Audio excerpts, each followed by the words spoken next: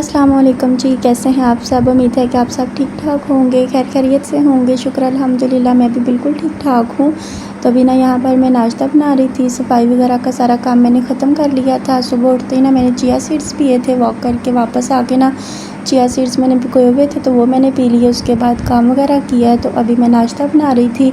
आप लोग सोच रहे होंगे इतनी गर्मी में अंडे, तो पूरे दिन में और क्या ही प्रोटीन लेनी होती है। एक ये है कि इससे थोड़ा पेट भी भर जाता है। नाश्ते में ना सुबह सुबह रोटी खाने को दिल नहीं कर रहा होता। कभी कभार है मौसम अच्छा हो ना तो फिर मैं पराठा वगैरह बना लेती हूँ, वरना मैं अगर कभी सुबह खाऊँ भी ना तो वैसे सूखी रोटी खा लेती हूँ, पराठा बहुत कम खाती हूँ। तो इसीलिए ना फिर मैं अंडा बॉयल कर लेती हूँ, बॉयल को दिल ना करे तो फिर ऑमलेट बना लेती हूँ। यहाँ पर ना चाय चूल्हे पर आके ना मैं थोड़ा बाहर चक्कर लगाने के लिए आई थी, क्योंकि उस कमरे में इतनी ज़्यादा हीट हो जाती है ना, विंडो भी खोले ना हीट तब भी बाहर नहीं जाती जब तक फ़ैन ऑन ना हो, और अगर फ़ैन ऑन करें तो फिर चूल्हा नहीं चलता। तो चाय हल्की सी आंच करके ना मैं ऊपर रखी थी, और यहाँ पर ना इन लोगों ने अपनी गंदम निकाली थी बाहर। अच्छा, मुझे ना किसी ने पूछा था कि ये आप लोगों का क्या रखा हुआ है, मतलब कि वीडियो में देखा था तो मुझे याद नहीं रहा बताने का। तो ये ना बड़ोला है, जिसमें गंदम डालते हैं ना, हम लोग बड़ोला ही बोलते हैं, आप लोग पता नहीं क्या बोलते होंगे। तो ये वही है गंदम डालने वाला। तो पहले ना हमारा ज़्यादा बड़ा वाला था, तकरीबन ना वो 40 मन का था, क्योंकि तब हमारी फैमिली भी बहुत ज़्यादा बड़ी थी, तकरीबन 10-12 लोग थे फैमिली में। तो उस हिसाब से ना फिर वो उसमें 40 मन दाने आते थे। तो फिर फैमिली छोटी हो गई है और उस हिसाब से ना फिर अम्मी ने ये बनवाया था। और दूसरी बात कि फिर ना वो ज़्यादा बड़ा था, और अम्मी कहते थे कि ऐसा घर तो बना लिया लेकिन ना ये पड़ा हुआ अच्छा नहीं लगता। तो फिर अम्मी ने वो सेल करके ना ये बनवाया था। ये पड़ा हुआ भी अच्छा लगता है और किसी को ना पता भी नहीं चलता कि ये क्या पड़ा हुआ है। इसको कलर वगैरह भी करवा लिया कि ये अच्छा लगेगा पड़ा हुआ। और अभी इसको ना इन लोगों ने साफ़ किया है, तो इसमें नई गंदम डालेंगे। माँ बाप अपने बच्चों के लिए बहुत कुछ सोचते हैं, हर चीज़ हमारे बच्चों के लिए परफेक्ट हो, ख़ासकर बेटों के लिए, क्योंकि बेटियां तो पराई होती हैं, घर तो बेटों के ही होते हैं, बेटियों का कोई घर नहीं होता। वो पहले माँ बाप के घर होती हैं, तो माँ बाप को फ़िक्र होती है कि ये पराई हैं, इनके लिए अच्छा रिश्ता ढूंढें, ये अपने घर की हो जाएं, फिर हम सुकून से रहेंगे।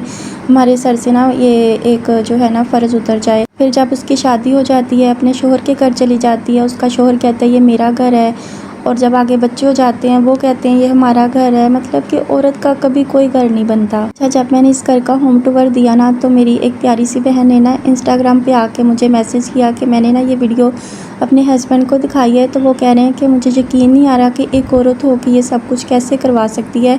हम मर्द हो के ना तो मिस्त्रियों के पीछे भागते रहते हैं, काफ़ी नहीं आते, मतलब कि 1 महीने का काम होता है तो 1 साल पे ले जाते हैं। तो एक औरत हो के इतना सब कुछ कैसे करवा सकती है। तो मेरा तो उनको सलाम है, इतना फिर सब कुछ परफेक्ट। और अभी ना इस घर की ना, मतलब कि उन्होंने कहा कि इस घर की कोई सफाई नहीं है, कोई पेंट शेंट नहीं हुआ। अभी इस घर को कोई पेंट नहीं हुआ, कोई इसकी प्रॉपर सेटिंग नहीं है, कोई सफाई नहीं है।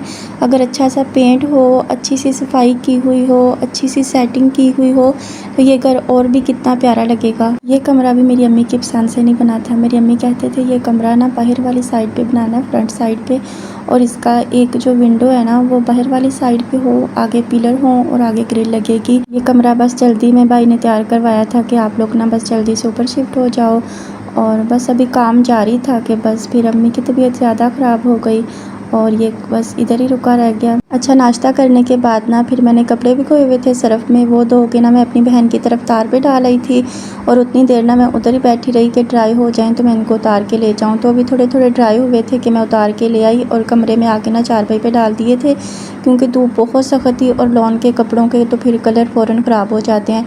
और अभी ना मैं यहाँ छत पे आई थी, यहाँ ना मैंने अपनी बुक्स रखी हुई हैं। नीचे तो मेरे पास कोई जगह नहीं है, एक इस्त्री स्टैंड है, उधर भी बुक्स रखी हुई हैं और कुछ बिस्तर रखे हुए हैं। बाकी जो अलमारी दूसरी है उसमें बर्तन रखे हुए हैं, कुछ खाने पीने का सामान है। पहले ये सारी बुक्स ना अलमारी के अंदर थी, वहाँ से निकाल के ना मैंने फिर इस्त्री स्टैंड के अंदर रखी। वहाँ पे फिर पूरी नहीं आ रही थी, फिर कुछ उधर ही हैं तो कुछ मैंने इस बोरी के अंदर डाल के ना यहाँ पे रख दी थी। और ये भी बीए की भी हैं, एमए की भी हैं, बीएड की भी सारी पड़ी हुई हैं, तो मैंने कहा चले किसी के काम आ जाएंगी। तो किसी को देने लगी थी। तो अभी ना मैंने अपनी भांजी को साथ लेके आई थी, क्योंकि इधर छिपकलियाँ बहुत हैं तो वो नहीं डरती, मुझे बहुत ज़्यादा डर लगता है, तो वो ना फिर मुझे निकाल के दे रही थी। अच्छा, बीए में मैंने जर्नलिज़्म रखी थी, उसके बाद ना फिर मैंने छोड़ दी थी। पहले मेरा इरादा था कि मैं जर्नलिस्ट बनूंगी, लेकिन फिर बाद में ना मैंने छोड़ दी थी। अच्छा, इसमें से ना मेरे मार्क्स भी बहुत ज़्यादा अच्छे थे। 200 में से ना मेरे 178 मार्क्स थे। 2 बुक्स थी ये। इसके लिए ना फिर कोर्स वगैरह भी करना पड़ता है, जिसमें आपको बोलने की प्रैक्टिस दी जाती है, आपके अंदर कॉन्फिडेंस पैदा किया जाता है। लेकिन फिर बाद में इरादा चेंज हो गया था, तो फिर मैंने छोड़ दिया था, और हालात को देखते हुए ना फिर मैंने छोड़ दिया था। और उसके बाद ना फिर मैंने एमए इस्लामिक स्टडीज़ कर लिया था। खैर, हर काम में अल्लाह ताला की बेहतरी होती है। मैंने अपनी ज़िंदगी में ना एक बात सीखी है, जब इंसान दूसरों के लिए आसानी पैदा करता है ना, तो अल्लाह ताला इसके लिए ऐसी आसानियाँ पैदा करता है जिनका वो तसव्वुर भी नहीं कर सकता। शायद जिस इंसान को ये किताबें मिली हैं वो इनसे कुछ ऐसा सीख ले जो इसकी पूरी ज़िंदगी बदल दे। शायद इन किताबों का एक जुमला इसकी सोच बदल दे। शायद एक सफाई से किसी गलत रास्ते से वापस ले आए। मेरे ख्वाब पूरे नहीं हो सके तो शायद किसी और के ख्वाब पूरे हो जाएं। मैं जब अपनी बुक्स को देख रही थी ना, तो मुझे अपनी ज़िंदगी के कई साल याद आ गए। वो रातें याद आईं जब मैं घंटों बैठकर पढ़ती थी। लेकिन फिर एहसास हुआ कि अगर ये किताबें सिर्फ़ मेरी अलमारी में बंद रहें तो इनका फ़ायदा सिर्फ़ महदूद हो जाएगा। इल्म की रोशनी तभी फैलती है जब वो एक हाथ से दूसरे हाथ तक पहुंचती है। मेरे पास इन किताबों के अलावा और भी इस्लामिक किताबें हैं। तो किताबें ना सिर्फ़ इल्म नहीं देती, वो इंसान का साथ भी देती हैं। जब कोई इंसान तन्हा होता है तो एक अच्छी किताब इसकी बेहतरीन दोस्त बन जाती है। जब दिल परेशान होता है तो एक अच्छा जुमला इंसान को हिम्मत दे देता है। जब रास्ता समझ ना आए ना, तो कभी कभी एक किताब पूरी ज़िंदगी का रुख बदल देती है। जब किसी का बेटा या बेटी पढ़ते हैं ना, तो उसके पीछे माँ बाप की बहुत सारी दुआएं होती हैं, बहुत सारे ख्वाब होते हैं। एक स्टूडेंट के तो ख्वाब होते ही हैं, लेकिन माँ बाप के भी बहुत सारे ख्वाब होते हैं कि हमारे बच्चे ना पढ़ के बहुत ज़्यादा कामयाब होंगे, हमारे लिए ये करेंगे, ये ख्वाब पूरे होंगे।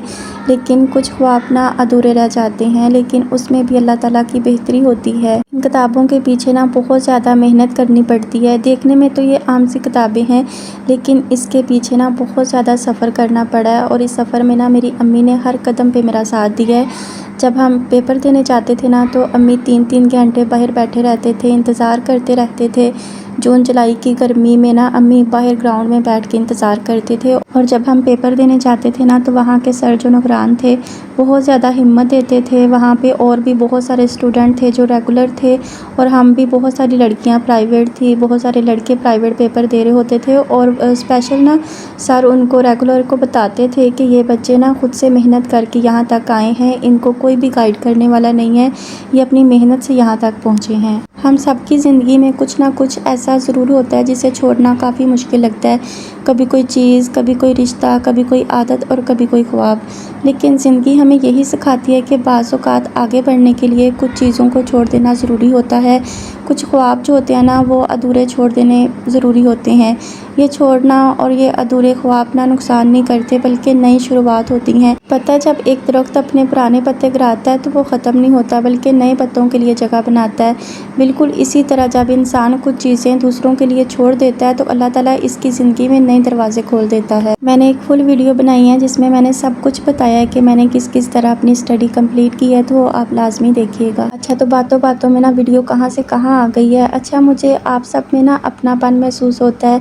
आप सब मुझे अपने से लगते हैं, अपनी फैमिली लगती है, तो इसलिए ना मुझे अच्छा लगता है मैं अपनी छोटी छोटी बातें आप लोगों के साथ शेयर करूं। तो हो सकता है किसी और को बहुत ज़्यादा हिम्मत मिले। अक्सर लोग कहते हैं ना, आप बर्दाश्त किया करो, आप सब्र किया करो।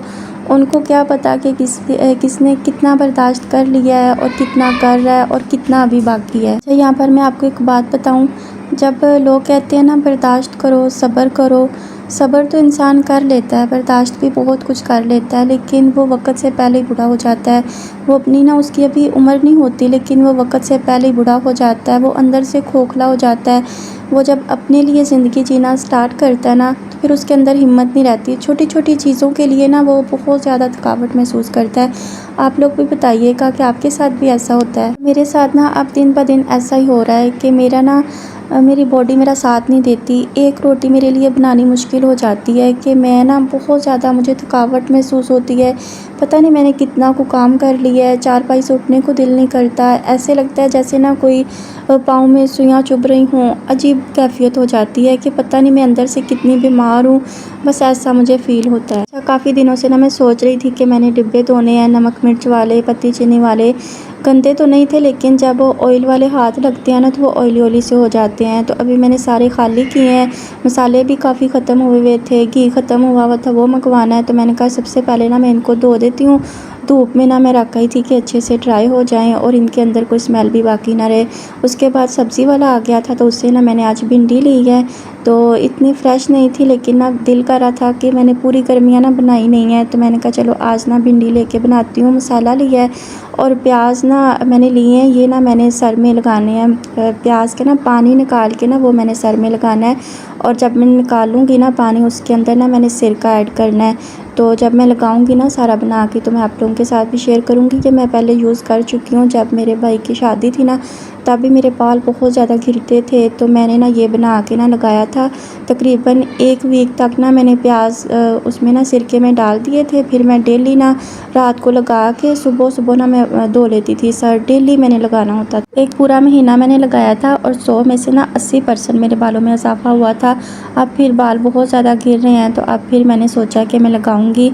और फिर गर्मी में ना बार बार सर धोने की वजह से भी ना बाल बहुत ज़्यादा ख़राब हो जाते हैं और बहुत ज़्यादा गिरते हैं। तो अभी फिर मैं ट्राई करूँगी। और ये ना मैंने तरबूज लिया था सब्ज़ी वाले भाई से। गर्मी बहुत ज़्यादा थी तो मैंने कहा चले ठंडा करते हैं। यहाँ पर सारा काट के ना हाफ़ मैं अपनी बहन को दे आऊँगी और हाफ़ मैं खुद रख लूँगी। तो आप लोग बताइएगा आज की वीडियो आप लोगों को कैसी लगी है। अगर अच्छी लगी हो तो लाइक कर दीजिएगा, अपने फ्रेंड्स एंड फैमिली में शेयर कर दीजिएगा। अपना बहुत सारा ख्याल रखिएगा, अपनी दुआओं में याद रखिएगा। इंशाल्लाह ज़िंदगी रही तो फिर मिलेंगे। अल्लाह हाफ़िज़।